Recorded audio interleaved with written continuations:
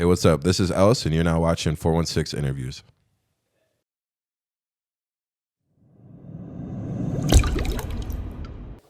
All right, first thing I want to start off with is talk to me about your early life in the music industry. How'd you first get into the music industry? I first kind of got into music. A friend, I used to live in Windsor before I came to Toronto, so a friend in Windsor actually was already recording music. He was recording his own tracks. It was like grade 9. And he was like, yo, you should try it out. Like, we're just bored. So we're messaging each other. I just moved to Toronto, so I didn't really talk to that many people. So I just talked to my friends from Windsor for the most part. Okay. So he was telling me I should try it out. I started recording a few tracks at home with just like a computer microphone, you know? And then I was showing him, he was showing some of our friends the tracks and stuff. And then they just kept, like, they're saying, like, it's actually not bad. They're telling me to, like, what things I could do better, but, like, also saying, like, yo, keep trying it.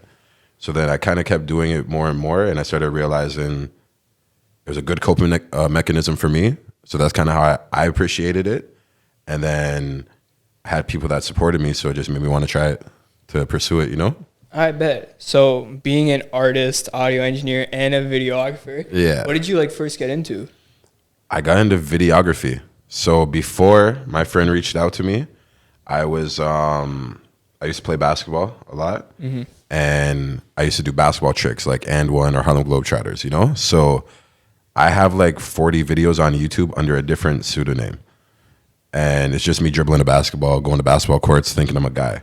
So at that period of time, I was like, sometimes I would have friends help me and they would film me while I'm playing basketball.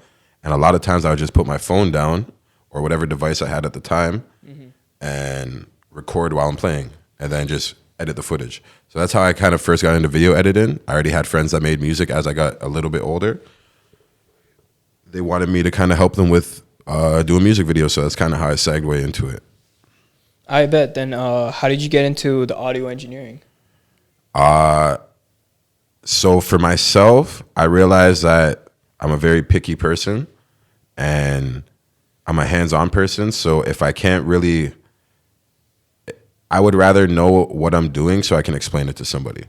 So when I first was like recording myself, that's kind of how I got into sound engineering or audio engineering. I went to a few studios to see like what they could do different in a professional way that I'm not doing to my voice, you know, see what I could be missing. Honestly, I felt like they just trashed my voice. So from there, I was like, nah, I need to figure out if I really want to do this, I need to figure out how I want to sound and I need to learn more. So I just started going on YouTube and doing tutorials.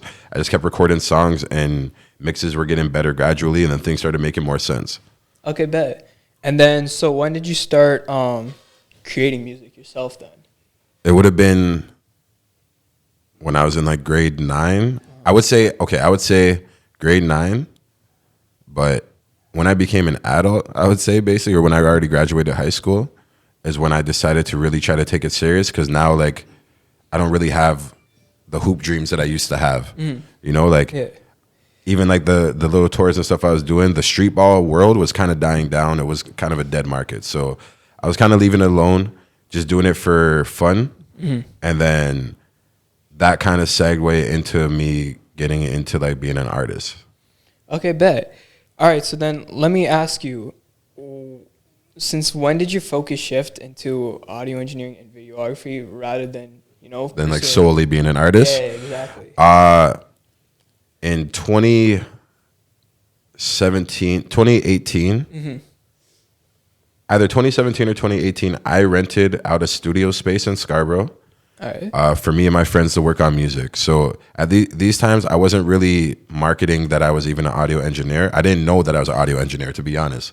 I was actually just recording music with my friends, and I happened to be the one that knew how to use a computer. That's how I looked at it. Okay. You know, so once I started going, like once we ran out the studio space, we used it. Soon after, the same person reaches out to me, and I find out that it's Major Music.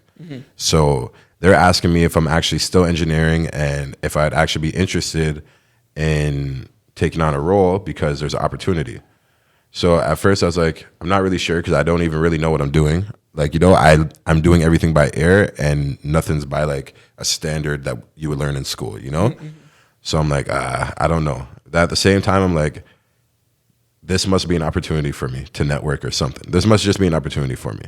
Okay. Prior to that, I was working at like the YMCA, you know, so I was just doing a normal job. So I kind of went at the same time that there's an engineer named LG. LG mixed it. He used to work heavy with like a lot of the Toronto rappers in the scene. He still does on and off. But he's like a lot more behind the scenes. But he was like working with Killy at the time. And he had an opportunity to go out with Killy across the country and stuff. And that kind of opened up a space for me at the studio. Yeah. So I had a chance to work with a lot of his clients that are waiting for him but don't know when he's returning. So they're taking a gamble with me now. But because I know there's a little bit of pressure and because I don't want to lose the opportunity, I'm a fast adapter for the most part. And I didn't realize how much I really knew about what I was doing. You know, so like one thing, for example, I didn't really use Pro Tools at the time. So that was something I had to adapt to, but we used the same plugins that I was using in the program I was using, which was Ableton. Okay. So it's like I wasn't really missing much information, just like the language for this program. You know, shortcuts and stuff like that. Okay. So that kind of like made it more of like I can actually live off of being an audio engineer and I can make money off of this. And there's not only my networking, but I'm also getting paid for my time. This is good, you know? So that was kind of like, in 2018 would be like my transition of realizing that, okay, I'm an audio engineer. I didn't know that before. Yeah. All right. So speaking as a videographer and an audio engineer. Yeah. How do you build like your reputation in the city and just with an artist? I definitely got the cheat sheet by, again, the opportunity I got from Major Music kind of is a reason why people took the gamble with me, is because Major Music had a lot of respect on their name at the time, especially. So it's like if you go to Major Music, you're kind of like in the Toronto rap scene. That's kind of how it was labeled, you know? So at that period of time, again, with LG being gone, I took an opportunity where artists kind of had three options really. It's like you could wait for LG to come back. You could go to another studio where you have to get your files transferred if you need any of your old tracks as well. Yeah. Or you take another gamble with a different engineer at the same studio where everything is already familiar.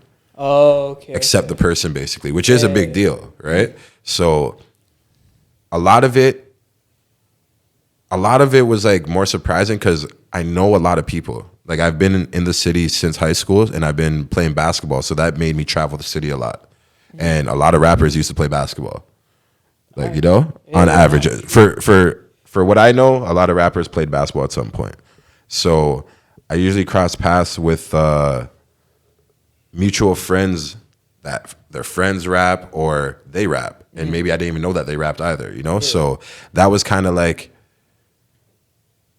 what was helping build my repertoire, was that I was already kind of known in the city, but for good things. Like I was playing basketball and I was going to everyone's neighborhood and nobody had beef with me. I don't have ops. My ops would be losers. You know, like they are just losers. Yeah. They don't threaten anybody except themselves. They're just like self-endangerment like people, you know? Yeah, for sure. like they're more likely to like be upset and like punch a wall before they would fight me. Yeah, okay. That's my type of op. So like, I don't. That's what everyone says about their ops. Nah, my ops. Yeah, like I'm a public person. Okay. So if my ops were so scary, if I had real ops, I wouldn't be able to work at a studio where you could publicly book me without me knowing who you are. Yeah. Okay.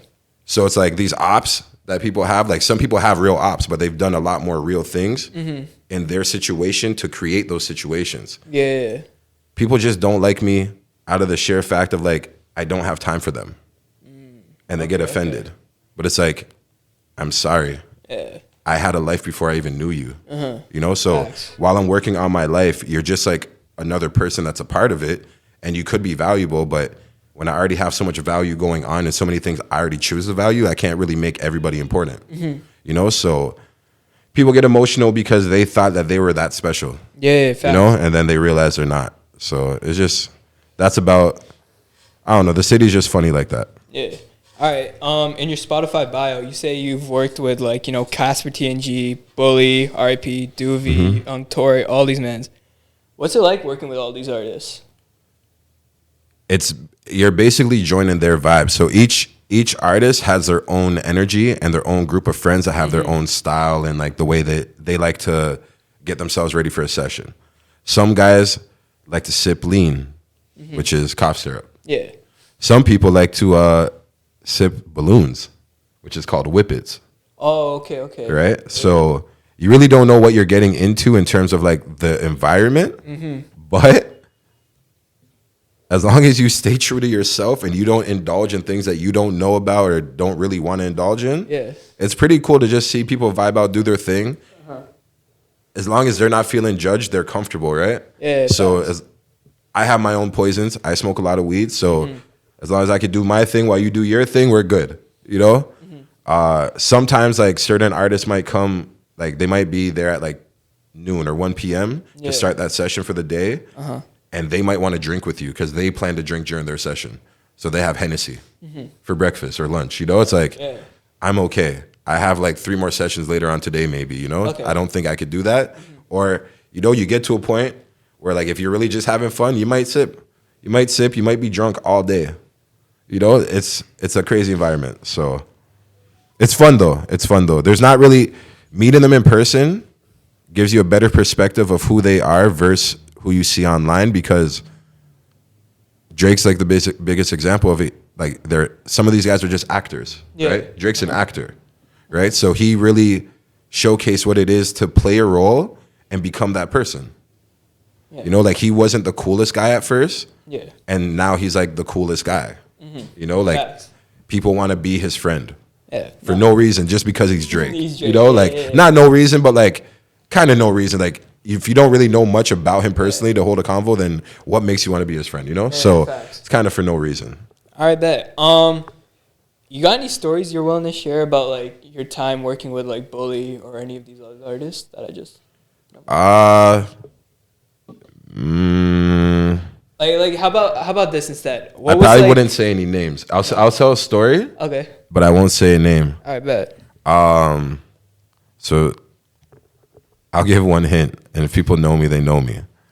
Hey. There's a Crip I used to work a lot with, and I already know this already. And he obviously has his own paranoia. And I thought I was a funny guy. So when he came to the studio, we're in Scarborough at North Line. For anybody that knows major music, there's 2 studio rooms in there. There's the first room, which is like the white room with like purple lights, and then the second room was like a red walled room. Again, he's a Crip, right? So I thought I could make a joke, and I'm like we're in the white room, we're working. That's like the higher end room. It has a better microphone. And then I'm like, I should give this guy a tour. I'm like, you want to see the other room? So I go to show him the room, and I'm thinking, you know, the walls are red. No. He didn't get cheesed. Well, okay, he kind of got cheesed, but like not even at the same thing I thought he would get cheesed at. So he comes, he looks at it, and he's like, okay. He's like, okay, this is cool. I was like, yeah, this is like where your ops would record. And I thought like it was a joke because the walls are red. He's a Crip. And he just looked at me like I was an idiot. He's like, which ops? And I'm like, what? Like now I'm confused because I'm like, what are you talking about? I was just making a joke. But now I forget like you have real shit going on in real life, and you have real people that like you can't really take all jokes serious or all jokes as jokes, you know? So then I'm like, it's just the red walls. I'm like, let's just go back to the other room. But the session was still okay. What was the recording process like with Bvlly? With Bvlly, I worked with him only like 2 or 3 times. He was a very calculated artist in terms of like he always came prepared. He didn't really freestyle that much on the spot unless he was doing collaborations. So like I recorded a song for him and The Crook, and I believe he wrote that one on the spot. But I could be wrong. Honestly, he might have already had it and was just getting comfortable with it. But the other times that I recorded him, he definitely was like a person that was like, I know what song I'm working on today or which songs I'm working on today. And then like, I'm trying to wrap these songs up. It wasn't really like, let's go on YouTube and find a beat. Like even if the beat was on YouTube, he wasn't really looking like, he wasn't showing up looking for the beat and then writing the song on the spot. A lot of people do that, or a lot of people freestyle. So he was more calculated in that way. Okay. Yeah. Yo, and then I want to talk to you about like the Toronto scene just in general. Yeah. So in my opinion, the peak of like Toronto sound was back in like 2017, 2018, right? Yeah. What's like, has there been any like big changes with all of these working artists from like 2018 to like now? Yeah, like when it comes to like their sound. The biggest change, unfortunately, it's not even that. The guys that everybody likes are literally not accessible. Either they passed away or they're in prison. Or they have conditions. Yeah. Like when Casper first came home, he wasn't allowed to release music. I did see something about that on his story. I believe K Money is going through the same thing. Is he home? I don't know. Okay. I don't know. All right. That part out. No, we can keep that in. Okay, That's fine. My answer, I don't know, is exactly what that is. Yeah, free K Money. Yeah, facts. Nah, free him. But no, with so with the city, we have a few dilemmas, like because of the street rap scene, because the Toronto rap scene, in my opinion, like because I grew up in a totally different part of the Toronto rap scene. I wasn't around the street rappers, but I performed in 2016 in like Atlanta for my actions and efforts that I did in Toronto. So it's like there's a whole nother world of rappers that are more like backpack rappers or like even like affiliated with the streets, but like aren't directly in it talking about people's dead people, stuff like that. And I think that's also where a lot of the music changed, whereas so many people lost so many people that's the new topic of conversation is, I'm just smoking on your dead friend. I don't even care about you anymore. Your friend's dead. Yeah. I had nothing to do with it, but your friend's dead. Like literally, like it's pointless. Yeah. So after a period of time, it's like that was entertaining for the civilians and people watching. It's entertaining because it's like reality TV. People are literally dying. We're getting to learn who killed them, why they killed them, everything. You know, it's literally a reality show, and nobody's benefiting off of it financially. And then they're either gone or in jail. Like we literally, Duvy definitely, in my opinion, was one of a promising artists in our city in terms of his sound and what he was doing with his music. He was continuously dropping stuff, but his lifestyle caught up to him possibly. Like, I don't know. You know, I don't know. But whatever's going on, these guys are doing things that are taking themselves away from opportunities. It's like Kodak Black. He's definitely somebody that's also like, he might as well be in the Toronto street scene because he's beefing with Preston and some of these guys now or whatever. It's like, I just see his face as much as I see the Toronto rappers. Yeah, and the man just got arrested too again, right? Yeah, and like, he's got no business again, reality TV, like, we really shouldn't care about it. No, for sure. Yeah. All right, bet. Okay, I want to get back to you because I know we've been talking a lot about the Toronto music scene and all that. Yeah. Where'd you get what's the story behind your name, Ellse? Ellse had nothing to do with music. I was partying at my friend's house in Windsor. All right. And my govy is LaShawn. All right. My friend's dad was really drunk. And my older cuz came to visit me because he knew I was over there chilling and he was down in the city for a bit. Okay. So he came to check me for a sec. And my friend's dad answered the door. And out of hearing LaShawn or whatever, he heard Last Chance. I don't know. So then Last Chance became like my nickname with all my friends. Then that became LC. So that's where Ellse is like short form for LC. Because people that were calling me LC, they got lazy and started calling me Ellse. And then other people just didn't even know how to say LC. They were saying Elise and like Elke, like a bunch of weird stuff.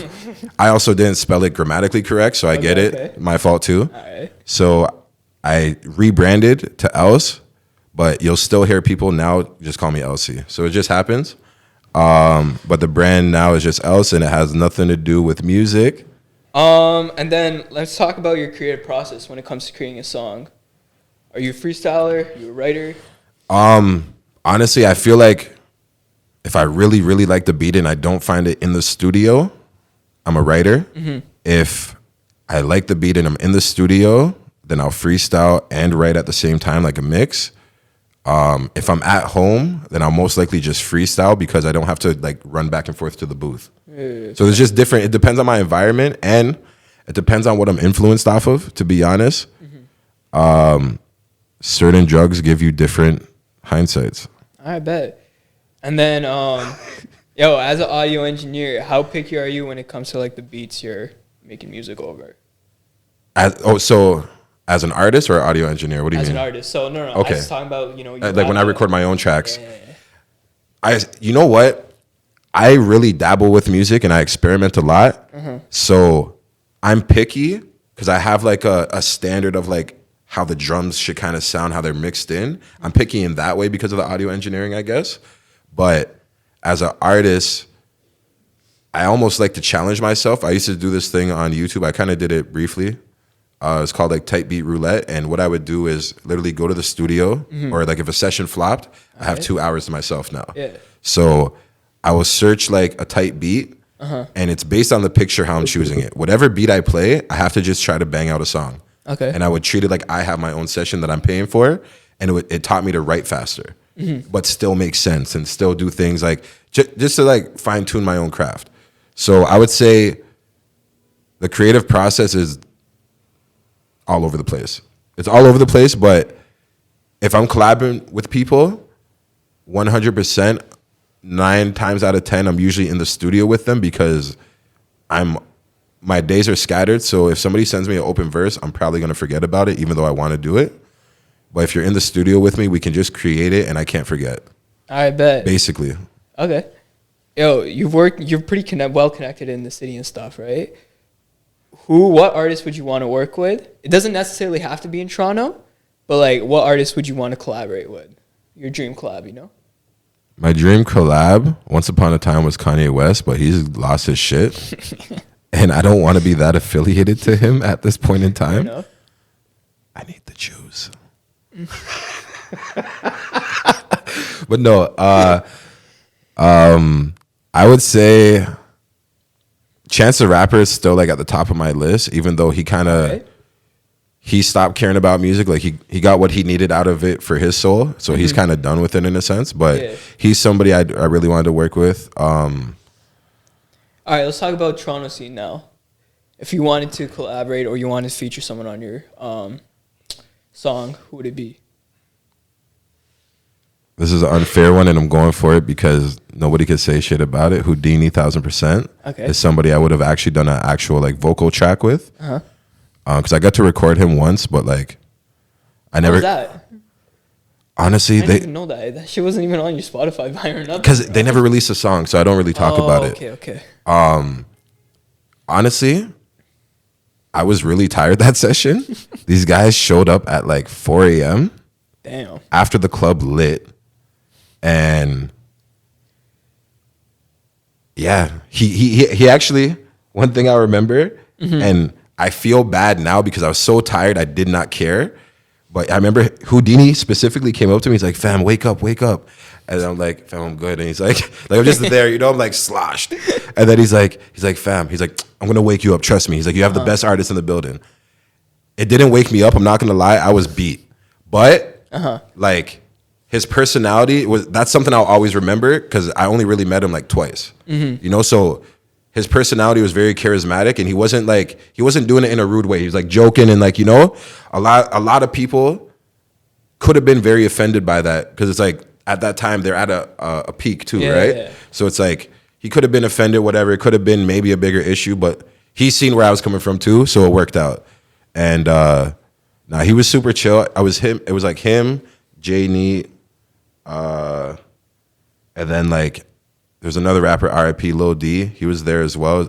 I did hear about them. They were close. Something about that. Like when I met them, they were close. So I don't really know how things, you know. Yeah. But I didn't really read too much about his passing. I just knew that it happened. I'm on Lil D's album, the one that dropped. Yeah, there's a song called "Lost and Found" that I'm on. Okay. So, like, it's weird. Like, it sounds bad with the Toronto rap scene. Like somebody that I would want to work with isn't even part of like the Toronto street scene. You know, like if it's like a Toronto rapper that like Hawaii Mighty is somebody I would like to work with. Okay. Like I know her for a while, but we never worked together musically. She's a gifted artist where I would enjoy like a real crazy like creative session. You know? Yeah. No, for sure. But like for the Toronto street scene, like. to be honest, most of them aren't really focused on being musically inclined. And I'm more focused on musically inclined. Yeah. So when they're making songs, they're getting their messages across, but for me, they don't sound the way I would want to hear them sonically. All right. You know, so it's like I don't really lean towards that lane for like my collaborations, to be honest. Like the people that I collab with, even if they're from that scene, like obviously I super rock with them, but it's because we built a relationship outside of everything. And then I see their passion for the music. So most of the people that I collab with are going to be people that love music or are taking it serious and believe that they can do something with it. And not just like get a bag. Like they could get a bag, but also deliver a message and maybe change some lives. Because people are going to become followers and you're going to have a cult. If you're doing good, you're going to have a cult following. So what is your goal or game plan once you get up there? You know, so certain people, when I have conversations with them in the studio, again, that's what I was saying.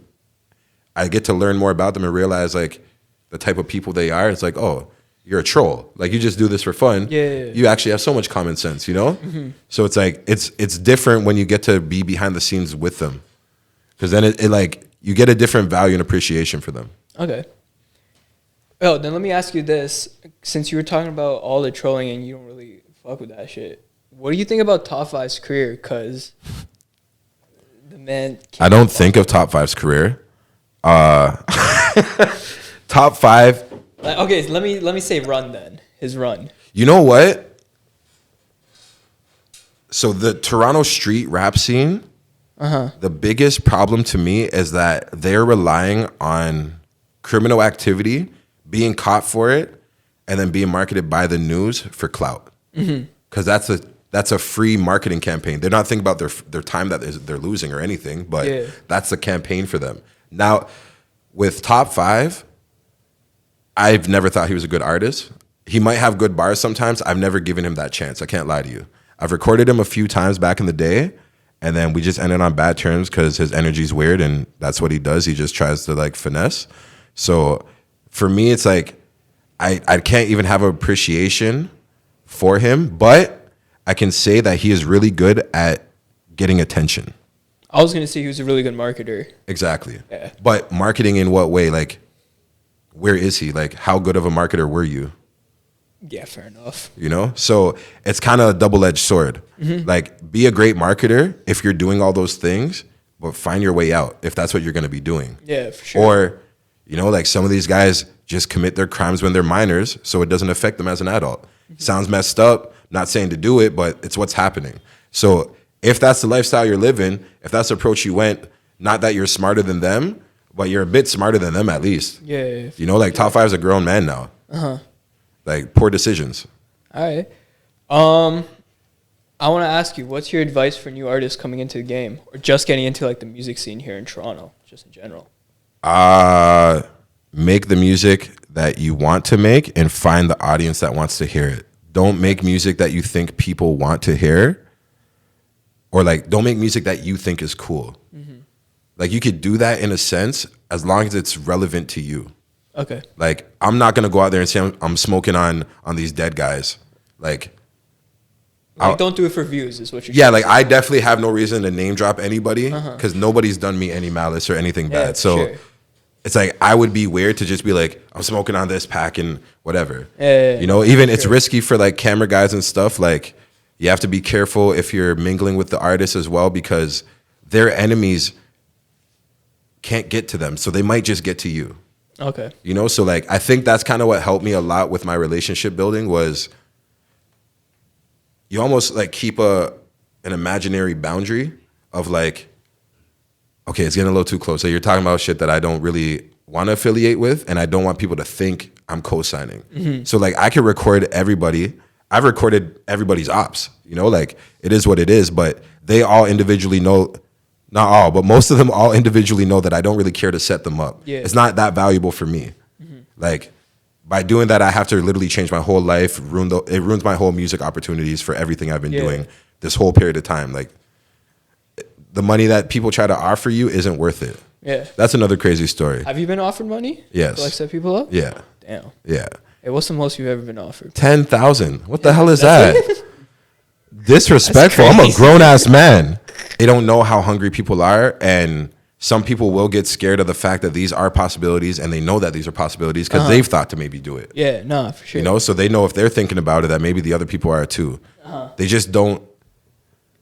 They just think that civilians might be willing to do a lot for some little bits of change. I bet. Yeah. And then lastly, any new projects people should look out for? In the new year, I'll be releasing a lot of content. I probably say this like every other year. I'm gonna go hard this year. But no, I got like, right now I have 2 videos in the vault. All right. Shot with Bvlly, Casper's cameraman. Shout out to him, sick man.